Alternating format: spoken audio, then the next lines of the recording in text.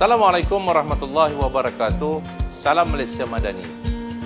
Pada 6 Ogos 1972, bertempat di Dungun, Terengganu, Allahyarham Tun Abdul Razak dalam satu himpunan gerakan pembaharuan pada waktu itu telah mengisytiharkan 6 Ogos setiap tahun hendaklah dijadikan sebagai satu acara yang besar bagi menghargai peladang, peternak dan nelayan.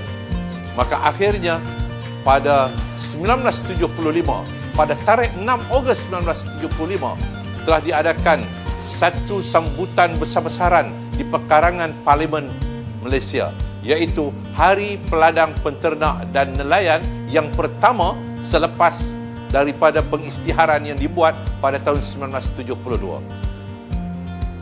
Isytiharan sambutan ini adalah untuk memberikan penghargaan kepada peladang, penternak dan nelayan atas sumbangan mereka yang sangat besar untuk membina masa depan negara kita bagi memastikan keterjaminan makanan.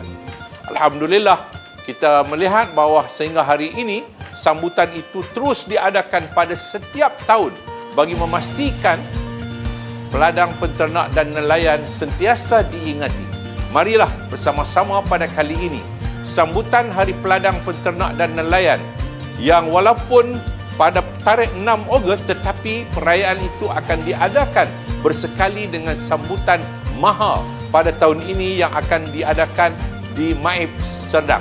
Kepada peladang-peladang, penternak dan nelayan, jangan malu untuk mengaku bahawa akulah peladang, akulah penternak, akulah nelayan, kerana sesungguhnya anda memberikan kehidupan kepada manusia, khususnya rakyat di dalam negara Malaysia ini. Sekali lagi, saya ucapkan terima kasih kepada peladang, penternak dan nelayan kerana anda semua menghidupkan satu kehidupan untuk manusia, rakyat Malaysia daripada semua golongan masyarakat yang terdapat dalam negara kita ini. Terima kasih.